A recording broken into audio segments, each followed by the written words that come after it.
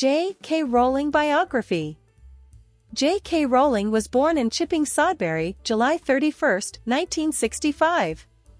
Her childhood was generally happy, although she does remember getting teased because of her name, Rowling. She recalls often getting called Rolling Pin by her less than ingenious school friends. Rowling says she never really warmed to her own name, although she does remember having a fondness for the name Potter from quite an early age. Rowling studied at St. Michael's Primary School in Gloucestershire, before moving to Chepstow, South Wales at the age of 9. From an early age, Rowling had the ambition to be a writer. She often tried her hand at writing, although little came from her early efforts. Aged 6, she wrote a book about a rabbit with measles. After her mother praised her effort, Rowling replied, "Well, get it published then." She admits it was a bit of an odd thing for a child of 6 to think. "I don't know where it came from." In her own autobiography, she remembers with great fondness when her good friend Sean became the first person to give her the confidence that one day she would be able to make a very good writer. "He was also the only person who thought I was bound to be a success at it, which meant much more to me than I ever told him at the time." Sean was also the owner of a battered old Ford Anglia, which would later appear in one of the Harry Potter series as a flying car. After finishing school, her parents encouraged her to study French at the University of Exeter. She slightly regretted choosing French, saying she would have preferred to study English. However, it was her parents' wish that she study something more useful than English. After having spent a year in Paris, J.K. Rowling graduated from university and took various jobs in London. One of her favorite jobs was working for Amnesty International, the charity which campaigns against human rights abuses throughout the world.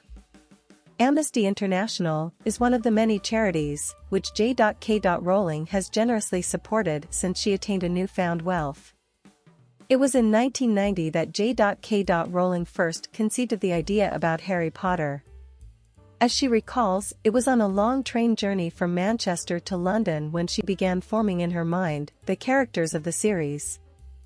At the forefront was a young boy, at that time not aware that he was a wizard. The train was delayed for over 4 hours, but she didn't have a pen and was too shy to ask for one. Nothing. It was also in December of 1990 that Rowling lost her mother, who died of multiple sclerosis. Rowling was very close to her mother, and she felt the loss deeply. Her own loss gave an added poignancy to the death of Harry Potter's mother in her book.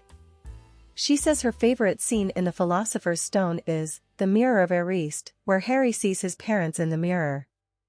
In 1991, Rowling left England to get a job as an English teacher in Portugal. It was here that she met her first husband, Jorge Arance, and together they had a child, Jessica.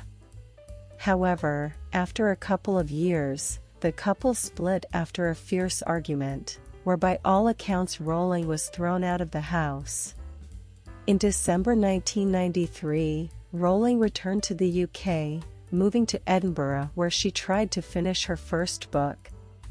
She was surviving on state benefits and bringing up her daughter as a single parent. She would often go to Edinburgh cafes to work on the book whilst her child had a nap. The Harry Potter. Within a few weeks of publication, 1996, book sales really started to take off. The initial print run was of only 1,000 to 500, of which went to libraries. First editions are now said to be worth up to £25,000 each. She also received a grant from the Scottish Arts Council, which enabled her to write full-time.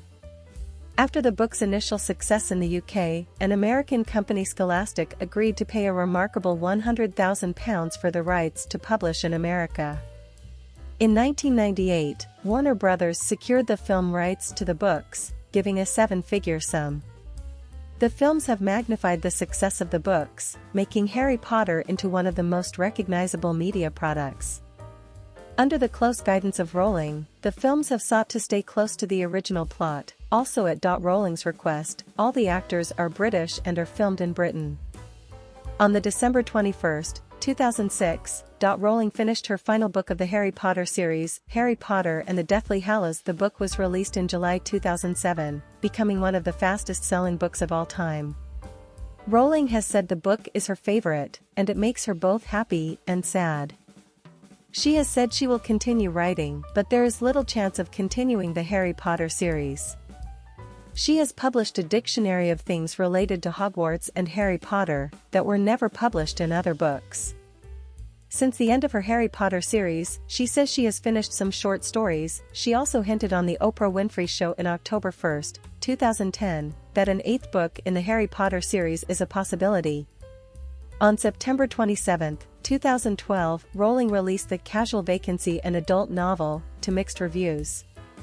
In 2013, The Cuckoo's Calling was published. Initially, the author was stated as being Robert Galbraith. But this was a pseudonym used by Rowling. After her authorship was discovered, sales went through the roof. Wealth of Rowling. In 2017, according to Forbes, her estimated wealth stands at $650 million. It would be higher, but she has donated substantial sums to charity. The global Harry Potter brand is estimated to be worth £7 billion. Charity work of Rowling. Rowling has contributed considerable sums to charities she supports. This includes anti-poverty. She is president of the charity One Parent Families. Multiple sclerosis. She has contributed money to the research and treatment of multiple sclerosis, which her mother suffered from. Lumos, helping institutionalized children in Eastern Europe. Political views. She has publicly supported the Labour Party.